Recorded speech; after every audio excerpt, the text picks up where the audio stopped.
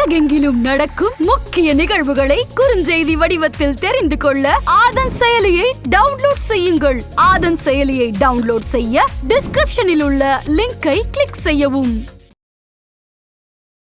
இந்த கிரகங்கள் ஒன்று சேர்ந்துச்சு அப்படின்னா என்ன மாதிரியான பிரச்சனைகள்லாம் வரும்? கிரகங்களில் ஹீரோ ஆஃப் த பிளானட் அப்படின்னா எல்லாருமே என்ன சொல்லுவாங்கன்னா சூரியன் சொல்லுவாங்கம்மா. என்னை பொறுத்த வரைக்கும் ஹீரோ ஆஃப் த பிளானட் அப்படின்னா சனி தாம்மா. இல்லை ட்வின் டவர்லாம் இடிச்சாங்க தெரியுமா? அந்த கிரக சேர்க்கையும் இப்பொழுது இருக்கக்கூடிய கிரக சேர்க்கையும் ஒன்றோடு ஒன்றாக இந்த கிரகங்கள் சேர்ந்தால் அப்பப்போ சின்ன சின்ன அழிவுகள், சுனாமி, பூகம்பம் இது மாதிரியான விஷயங்கள் ஏற்படுமா. டிசம்பர் 20க்கு அப்புறம் கும்பத்தில் சனி வந்துடுவார்மா. சனி 7ஆம் பார்வையா சூரியன் வீட்டை பார்க்க போறார். இப்போ செவ்வாய் எங்க இருக்காருன்னா விருச்சிகத்தில் இருக்காருமா. அதற்கப்புறம் என்ன நடக்கும் அப்படின்னா சில பேரழிவுகள், பூகம்பம் ஏற்படும். பொதுவாக இந்தியாவில் தமிழ்நாட்டில் ஏற்படும், அகமதாபாத்தில் ஏற்படும், ரெண்டாவது ஹரியானாவில் ஏற்படும். உலக அளவில் எங்கே பூகம்பம் ஏற்படும் அப்படின்னா சிங்கப்பூரில். ஆதன் ஆன்மீகம் நேயர்களுக்கு வணக்கம். நான் உங்கள் விஜய் பிரியா. ஆன்மீகம் தொடர்பான சந்தேகங்களுக்கு நம்ம ஒவ்வொரு நாளும் தீர்வு கொடுத்துட்டு இருக்கோம். அந்த வகையில் இன்னைக்கு நம்ம கூட யார் இணைஞ்சிருக்காங்க அப்படின்னு பார்த்தீங்கன்னா வாஸ்து நிபுணர் ஜெயபிரகாஷ் அவர்கள் தான் நம்ம கூட இணைஞ்சிருக்காங்க. அவங்க கிட்ட நிறைய விஷயங்கள் கேட்டு தெரிஞ்சுக்கலாம். வணக்கம் சார். வணக்கம்மா, எப்படி இருக்கீங்க? நல்லா இருக்கம்மா. ஸ்ரீமதே விஷ்ணு சித்தாரே மனோநந்தன ஏதுவே நந்த நந்தன சுந்தரே கோதாய நித்தியமங்கலம். சொல்லுங்கம்மா. சார், எங்களோட முதல் கேள்வி என்ன அப்படின்னு பார்த்தீங்கன்னா, இந்த கிரகங்கள் சேர்க்கிறதுனால நிறைய பிரச்சனைகள் வரும் அப்படின்னு சொல்கிறாங்கல்ல. ஸோ இந்த கிரகங்கள் ஒன்று சேர்ந்துச்சு அப்படின்னா என்ன மாதிரியான பிரச்சனைகள்லாம் வரும்? கிரகங்களில் ஹீரோ ஆஃப் த பிளானட் அப்படின்னா எல்லாருமே என்ன சொல்லுவாங்கன்னா சூரியன் சொல்லுவாங்கம்மா. என்னை பொறுத்த வரைக்கும் ஹீரோ ஆஃப் த பிளானட் அப்படின்னா சனி தாம்மா. அந்த சனி பண்ணுற சில செயல்கள், அதில் எந்த கிரகம் கூட சேர்ந்தா இது மாதிரியான இந்த மழை வெள்ளம் ரீசெண்டாக போச்சு, ஒரு 41 பேர் மாட்டிக்கிட்டாங்க. அதற்கப்புறம் வேளச்சேரியில் இடிபாடுகளில் சிக்கிக்கிட்டாங்க, ஒரு பில்டிங் உள்ளே போயிடுச்சு. இதற்கப்புறம் பார்த்தீங்கன்னா கிட்டத்தட்ட ஒரு 2004 சுனாமி வந்தது. சில ட்வின் டவர்லாம் இடிச்சாங்க தெரியுமா? அப்போலாம் என்ன கிரக சேர்க்கை, என்னுடைய குருமார்கள் சொல்லி கொடுத்தது, அந்த கிரக சேர்க்கையும் இப்பொழுது இருக்கக்கூடிய கிரக சேர்க்கையும் ஒன்றோடு ஒன்றாக அன்றைக்கு எப்படி இருந்ததோ இன்றைக்கும் அப்படியே தான் இருக்குது. இந்த கிரகங்கள் சேர்ந்தால் அப்பப்போ சின்ன சின்ன அழிவுகள், சுனாமி, பூகம்பம் இது மாதிரியான விஷயங்கள் ஏற்படுமா. சில மக்களுக்கான பிரச்சனைகள் ஏற்படும். இப்போ 2020 கொரோனா வந்தது, அப்பவும் இதே கிரக சேர்க்கை தாம்மா. சூரியன், சனி, செவ்வாய் இந்த மூன்றுமே ஒன்றோடு ஒன்று பார்வை பார்த்தாலோ அல்லது தொடர்பு கொண்டாலோ அல்லது அந்த ஸ்தானத்தில் சூரியன் வீட்டில் செவ்வாய் இருந்தாலோ அல்லது சூரியன் சனி செவ்வாய் நட்சத்திரத்தில் இருந்தாலோ அல்லது சனி செவ்வாய் சூரியன் நட்சத்திரத்தில் இருந்தாலோ இது மாதிரியான பிரச்சனைகளை உலகம் சந்தித்து கொண்டு இருக்கும். இந்த கிரக சேர்க்கை தான் சுனாமியை கொண்டு வந்துச்சு. இந்த கிரக சேர்க்கை தான் இத்தனை நாட்களாக எவ்வளவு மிகப்பெரிய 85ல் ஒரு மிகப்பெரிய காற்று மழை, அதற்கு முன்னாடி 64 காற்று மழை, 2005, 2015, இப்போ 2023 இது மாதிரியான சிச்சுவேஷனை கொண்டு வர்றது இந்த கிரக சேர்க்கை தாம்மா. ஓகே சார், நமக்கு பொதுவாக பேராபத்துகள் வருது அப்படின்னா அந்த பஞ்சபூதங்களில் பொறுத்து தான் நமக்கு பேராபத்துகள் வரும். இப்போ நிலங்களில் எடுத்துக்கிட்டோம் அப்படின்னா நிலநடுக்கம், அந்த மாதிரியான விஷயங்கள்.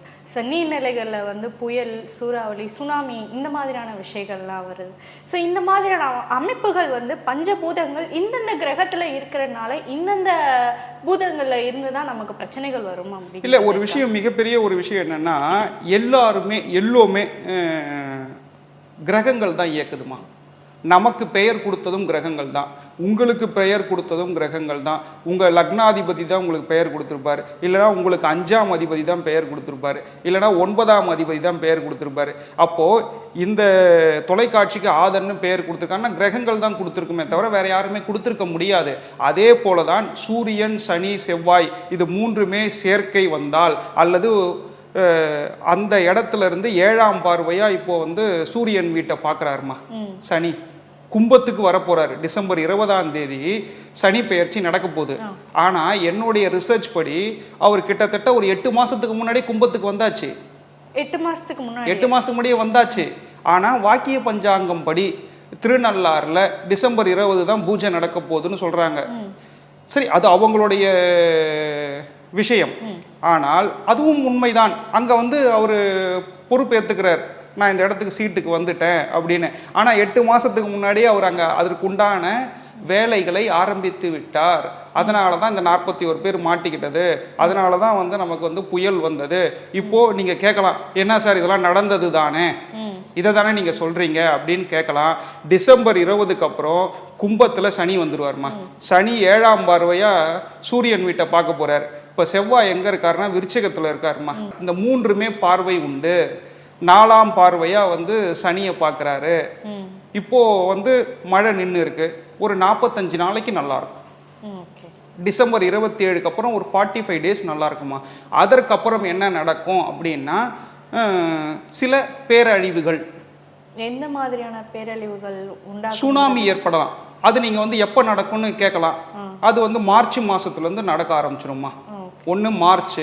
இது எவ்வளவு நாள் சார் இருக்கும் அப்படின்னா கும்பத்துல சனி இருக்கிற வரைக்கும் நடக்குமா. இன்னும் 2.5 வருஷம் இருக்காரா, இன்னும் 2.5 வருஷம் நடக்கும். அது பூகம்பம் ஏற்படும்.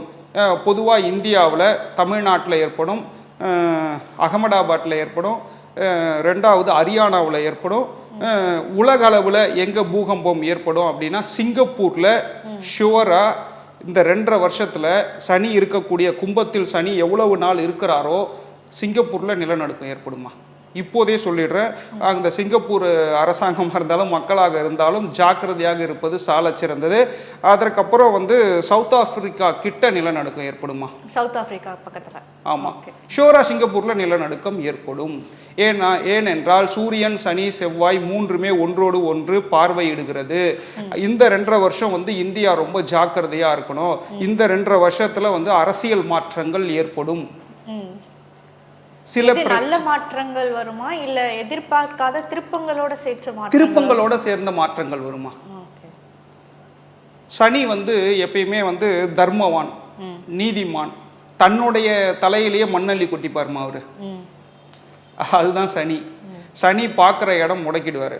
சனி பார்க்குற இடம் வந்து அந்த இடத்த 0 ஆக்கிடுவார். இப்போ சில பேர் என்ன சொல்லுவாங்கன்னா மகரத்துல இருந்து இப்போ மகர ராசிக்காரர்கள்லாம் 85% நல்லா இருக்காங்க அப்படின்வாங்க. ஒரு சில கிரகச்சாரங்கள் சில குரு பார்வை இருந்து தப்பிப்பாங்கம்மா. ஆனால் பொதுவாக நம் பலன் எடுத்தால் சூரியன் சனி செவ்வாய் இது 3மே வந்து கும்பத்தில் சனி நிற்கிற பொழுது 3ஆம் பார்வையா மேஷத்தில் இருக்கக்கூடிய செவ்வாய் வீட்டை பார்க்கிறார். 7ஆம் பார்வையாக அவர் சிம்ம வீடு சூரியன் வீட்டை பார்க்கிறார்மா. 10ஆம் பார்வையா திருப்பும் விருச்சகத்தில் இருக்கக்கூடிய செவ்வாய் வீட்டை பார்க்கிறாரு. ஷோரா இது மாதிரியான சில விஷயங்கள் இந்தியாவில் அகமதாபாத்தில் நடக்கும், தமிழ்நாட்டில் நடக்கும். அதோடைய ஆரம்ப புள்ளி தான் செங்கல்பட்டில் நிலநடுக்கம். ஒரு ரீசெண்டாக 3 டேஸ்க்கு முன்னாடி வந்தது. இனிமேட்டு ஒரு 2.5 வருஷத்துக்கு நடக்கும். ஓகே, இப்போ இந்த இதனால இப்போ எல்லாருமே வந்து பயப்படுற விஷயம் என்ன அப்படின்னு பார்த்தீங்கன்னா, இப்போ இந்த மிக்ஜாம் புயலுக்கு அப்புறமா பெரிய ஒரு டிசாஸ்டர் வந்தாலும் கூட ரொம்ப பயப்படுற மாதிரியான சிச்சுவேஷன் வந்து இருக்கு நம்ம சென்னையில குறிப்பா. அதுவும் வந்து நம்ம சீக்கிரம் சென்னையே வந்து மூழ்கிற அபாயத்துல கூட இருக்கு அப்படிங்கிற விஷயம். இல்ல, சென்னை வந்து ஷோரா மூழ்காதுமா. சென்னை மூழ்காது. சென்னை வந்து திருவொற்றியூர் வடிவுடையம்மன் வந்து மிகப்பெரிய சக்தி வாய்ந்த சுவாமி. இந்த சூரியன் சனி செவ்வாய் சேர்க்கை வந்தால் நாம் வணங்கக்கூடிய தெய்வம் வந்து கபாலீஸ்வரர், வராகி வழிபாடு அல்லது நரசிம்மர் வழிபாடுமா. இந்த நரசிம்மர் வழிபாடு மேற்கொண்டால் எந்த பிரச்சனையும் வராதுமா. ஆனால் நிலநடுக்கங்கள் வரதான் செய்யும். யாராவது சும்மா கதை விட்டுட்டு இருப்பாங்க யூடியூப்ல. சென்னையெல்லாம் மூழ்காதுமா. நம்ம வந்து ஏரியில் வீடு கட்டியிருக்கோம். மெட்ரோ ட்ரெயின் ப்ராஜெக்ட் போட்டதுனால தண்ணி வெளியில போறதுக்கு முடியல. இதனால ஏதாவது உயிர் சேதங்கள், ஏதாவது பாதிப்புகள் ஏற்படுமா? உயிர் சேதங்கள் நிச்சயமா ஏற்படுமா. எந்த அளவுக்குங்கிறது ஏதாவது குறிப்பிட்டு சொல்ல முடியுமா? ஒரு டிசாஸ்டர்னா ஒரு 100 மெம்பர்ஸ் 200 மெம்பர்ஸ்க்கு மேல உயிர் சேதம் ஏற்படும். ஓகே, இதுல இருந்து இப்ப நாங்க பாதுகாத்துக்கணும், இந்த இவ்வளோ ஒரு பெரிய டிசாஸ்டர் வருது அப்படின்னா அதற்கு முன்னெச்சரிக்கையா சில விஷயங்கள் நம்ம பண்ணணும் அப்படிங்கிறது இருக்குல்ல. ஸோ இதுல இருந்து இந்தந்த ராசிக்காரர்கள் கொஞ்சம் கவனமா இருக்கணும் அப்படின்னா என்னென்ன ராசிகள் சொல்லலாம்? இல்லை, இது பொதுவாகவே சூரியன் சனி செவ்வாய் சேர்க்கை வந்துடுச்சு அப்படின்னா பொதுவாதமாக நடக்கும், இந்த நாட்டுக்கு நடக்கும். அது எந்தெந்த ராசிக்காரர்கள் ஜாக்கிரதையாக இருக்கணும்னு சொல்கிறத நம்ம நட்சத்திர பலன்களில், நம்ம சனி பெயர்ச்சி பலன்களில் பார்க்கலாம்.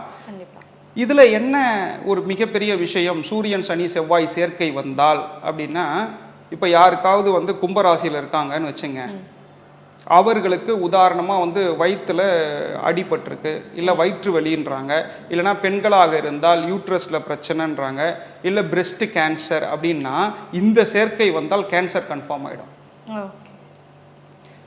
இப்போது காலபுருஷ தத்துவத்துக்கு படி மேஷத்துக்கு 5ஆம் இடம் சூரியன், அந்த சூரியன் கூட சனி செவ்வாய் சேர்ந்தால் கேன்சர் கன்ஃபார்மு. ஆனால் அவனுக்கு கேன்சராகவே இருக்காது. இந்த 2.5 வருஷம் வந்து சனி அதே இடத்துல இருக்காருல்ல, அப்போ அவன் ட்ரீட்மெண்ட் பண்ணி தானே ஆகணும். கண்டிப்பாக நம்ம போய் சொல்லலாம், இல்லைடா உனக்கு கேன்சர் இல்லைன்னு சொல்லலாம். ஆனால் இந்த சேர்க்கை வந்தால் டாக்டர்ஸ் என்ன பண்ணுவான், கேன்சர் தான் சொல்லுவான். இது மாதிரியான சில சிச்சுவேஷன்கள், உடலில் பிரச்சனைகள் இதெல்லாம் நடக்கும்.